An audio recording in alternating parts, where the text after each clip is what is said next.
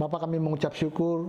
Terima kasih buat kasih dan kebaikan-Mu yang selalu menghiasi kehidupan kami, anak-anak yang Bapa kasihi. Bapa, kami mau mendengar kebenaran firman Tuhan. Berfirman ya Bapa di dalam nama Tuhan Yesus Kristus. Haleluya. Amin. Salam saudaraku yang dikasihi oleh Tuhan. Beberapa hari yang lalu kita ada kabar duka ya, di mana salah seorang teman sekerja kita ya, dia itu Bapak Anga. Dia dipanggil pulang ke rumah Bapa di surga. Ya, kita selalu berdoa biarlah keluarga yang ditinggalkan, istri, anak-anak dan keluarga besarnya mendapat kekuatan dan penghiburan daripada Roh Kudus. Kita percaya bahwa mereka, istrinya, anak-anak mereka tidak sendirian, di mana Bapa selalu ada pada mereka dan Bapa selalu menopang hidup mereka dan Bapa selalu memberi terbaik dan mempunyai rencana yang besar atas keluarga daripada almarhum daripada Bapak Anga.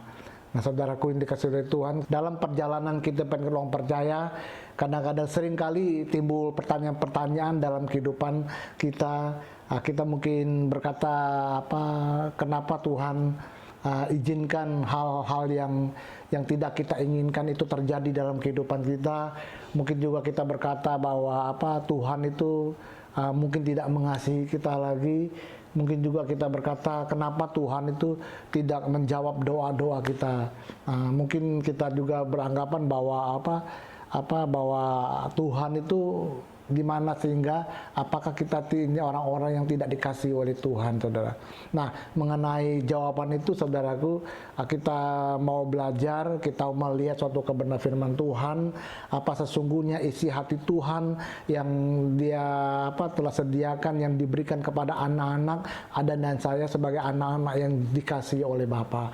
Nah, kita mau belajar kebenaran firman Tuhan. Saya ambil firman-Nya di Matius 15 ayat 21, perikopnya yaitu perempuan Kanaan yang percaya. Saya bacakan ayat 21. Lalu Yesus pergi dari situ dan menyingkir ke daerah Tirus dan Sidon. Maka datanglah seorang perempuan Kanaan dari daerah itu dan berseru, "Kasihanilah aku ya Tuhan, anak Daud, karena anakku perempuan kerasukan setan dan sangat menderita."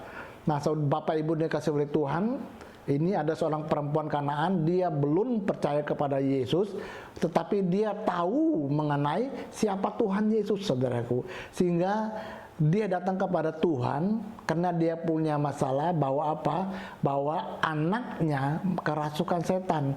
Dia tahu bahwa Tuhan Yesuslah yang sanggup untuk untuk melepaskan anaknya daripada pengaruh daripada kuasa kegelapan ini, saudaraku. Nah, saya baca selanjutnya, tetapi Yesus sama sekali tidak menjawab. Nah, Yesus sama sekali tidak menjawab. Ya, lalu murid-muridnya datang dan meminta kepadanya, "Suruhlah ia pergi." Ia mengikuti kita dengan berteriak-teriak. Murid-murid Tuhan Yesus berkata, "Suruh dia pergi," saudaraku. Jawab Yesus, "Aku diutus hanya kepada domba-domba yang hilang dari umat Israel," saudaraku. Wah, ini jawaban yang enggak mengenakan didengar oleh perempuan Kanaan ini, saudaraku ya. Kemudian ayat ke-25, tetapi perempuan itu mendekat dan menyembah dia sambil berkata, "Tuhan, tolonglah aku." Tetapi Yesus menjawab, "Tidak patut mengambil roti yang disediakan bagi anak-anak dan melemparnya kepada anjing." Nah, saudara, kata-kata ini, saudara, melemparkan kepada anjing, saudaraku. Ini bukan jawaban yang dikehendaki oleh pada perempuan Samaria ini, saudaraku. Ya, seolah-olah Bapak Tuhan itu menolak dia. Dan kita lihat, saudaraku, apa sikap daripada perempuan ini, saudaraku. Kata perempuan itu, "Benar Tuhan, namun anjing itu makan remah-remah yang jatuh daripada meja tuannya." Maka Yesus menjawab dan berkata kepadanya, "Hai ibu." Nah, Yesus baru menjawab terakhir kalinya, saudaraku. Ya, "Besar iman, maka jadilah kepadamu seperti yang kau kehendaki." Dan seketika itu juga anaknya sembuh. Sangat luar biasa. Ternyata Tuhan Yesus, saudara, dia mau melihat betapa besar, betapa ketergantungan daripada ibu ini, kepercayaan dia kepada Tuhan, saudaraku. Sehingga Tuhan Yesus sangat luar biasa, dia berkata, sungguh besar imanmu. Jadi Tuhan Yesus tidak ragu lagi kepada perempuan Kanaan ini, saudaraku, sehingga dia mendapat jawaban dari apa yang dikehendaki dalam kehidupannya, sehingga anaknya disembuhkan daripada kuasa kegelapan. Nah, Bapak Ibu dikasihi Tuhan, mungkin hari-hari ini ya ada di antara kita yang mengalami hal yang dialami oleh perempuan Kanaan ini, saudaraku. Ya, mungkin kita doa-doa kita kok enggak dijawab oleh Tuhan. Mungkin kenapa Tuhan izinkan hal-hal yang yang kurang baik terjadi dalam kehidupan, dalam rumah tangga kita, dalam kehidupan kita, baik dalam pekerjaan kita, dalam segala aspek daripada kehidupan kita, sehingga kita melihat masalah-masalah yang kita hadapi ini seolah-olah kok Tuhan tidak menjawab di mana, dan kita mulai meragukan apakah Tuhan itu ada dan apakah Tuhan itu mengasihi Anda dan saya. Nah, kita mau belajar daripada perempuan Kanaan ini, saudaraku, begitu besar kepercayaannya kepada Tuhan. Dia percaya bahwa hanya Tuhan Yesuslah, saudaraku, yang dapat melepaskan anaknya daripada kuasa jahat ini, sehingga dia menyerahkan seluruh kehidupannya, kepercayaan, imannya hanya kepada Tuhan, saudaraku. Nah, malam hari ini, saudaraku, apa yang dialami oleh perempuan Kanaan ini, marilah kita mulai melihat dan kita mulai menyadari bahwa Tuhan mau Anda dan saya, kita mempercayai seluruh keberadaan kehidupan kita hanya kepada Tuhan, saudaraku. Ada amin. Nah, saudaraku dikasihi oleh Tuhan, saya ada melihat suatu kesaksian di mana ada seorang pengusaha, saudara. Tadinya dia memiliki segala-galanya, usahanya berjalan dengan baik. Di suatu karena masa hari-hari ini di mana pandemi ini, tiba-tiba apa yang dia miliki itu semuanya hilang, saudaraku. Ya. Dan singkat cerita, dia merasa bahwa Tuhan itu mulai meninggalkan dia. Padahal dia anak-anak Tuhan, saudara.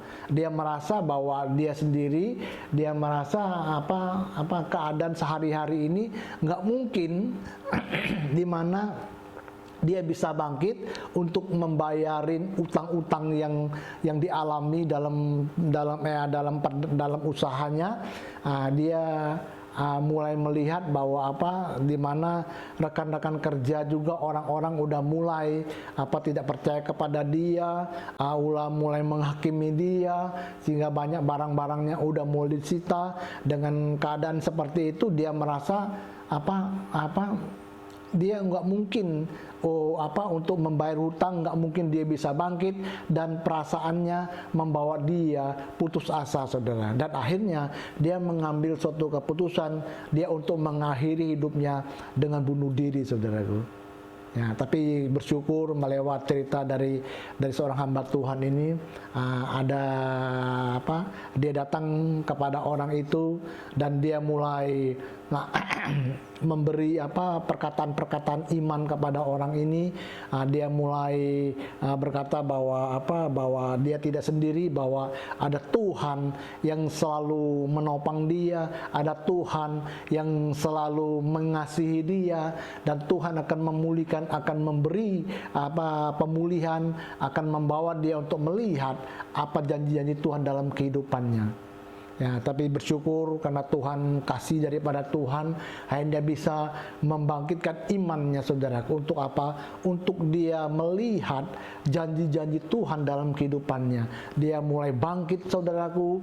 Dia mulai dari awal lagi. Dia mulai berusaha, dan usahanya mulai mengalami bangkit kembali dan dia mulai menyicil hutang-hutangnya, saudaraku. Walaupun hari ini hutangnya belum selesai, tetapi Tuhan telah bukakan bisnisnya, Tuhan membuat dia untuk melihat bahwa kemampuan dia untuk bangkit itu udah ada dalam kehidupannya, saudaraku.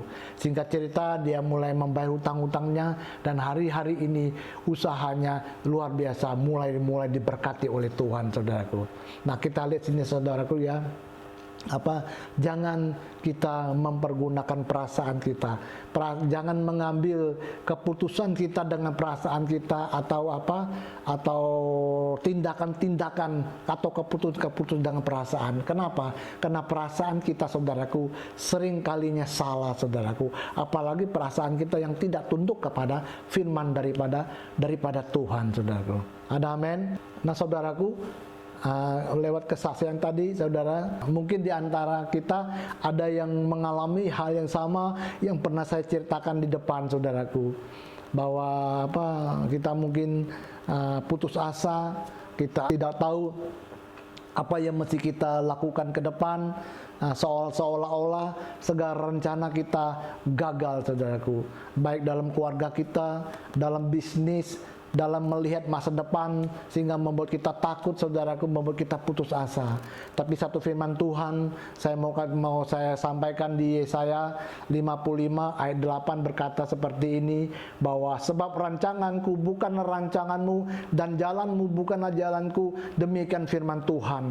Seperti tinggi langit dan bumi, demikian tinggi jalanku dan dari jalanmu, dan rancanganku dari rancanganmu. Firman Tuhan berkata jelas bahwa rancangan Tuhan dengan rancangan kita itu bertolak belakang, saudaraku, seperti bumi dan langit.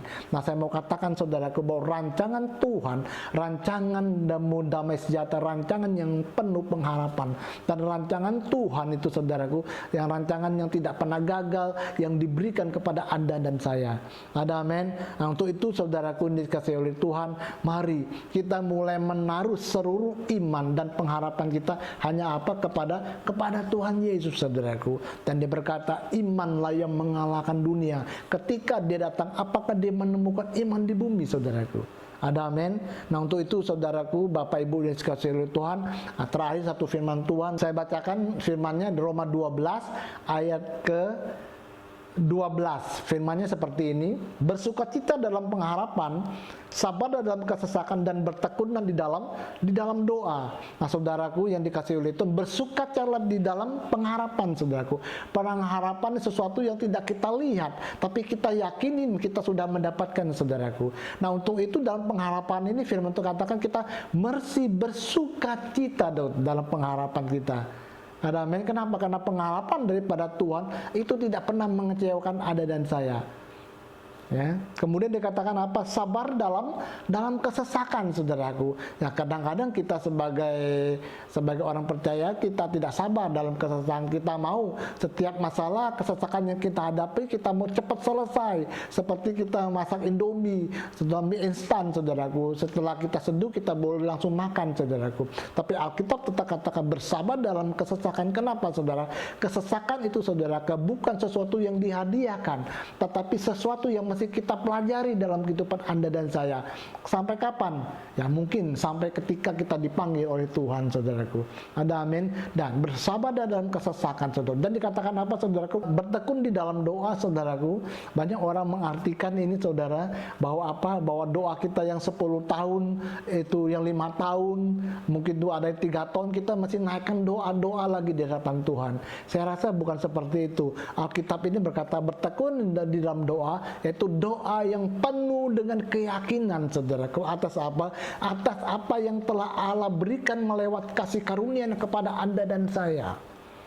Ada amin. Dan doa itu ada udah ucapan syukur kita atas atas kasih karunia yang telah diberikan, yang telah kita terima daripada Tuhan, saudaraku. Ada amin. Nah, Bapak Ibu dikasihi oleh Tuhan, apapun yang kita alami, apapun keadaan kita hari-hari ini, mari kita percaya dan menyerahkan seluruh keberadaan hidup kita hanya kepada Tuhan. Amin. Bapak, kami bersyukur, terima kasih buat kebenaran firman Tuhan yang boleh kami dengar pada siang hari ini. Bapak, kami mau menyerahkan seluruh keberadaan dan hidup kami hanya kepada Engkau ya Bapak. Terima kasih, berkati anak-anak-Mu ya Aba, saat ini dimanapun dan apapun keadaan mereka, biar kasih setia, anugerah, berkat dan kebaikan daripada Tuhan selalu menyertai kehidupan kami, anak-anak yang Bapak kasih. Terima kasih Bapak, di dalam nama Tuhan Yesus Kristus. Haleluya. Amin, amin, amin.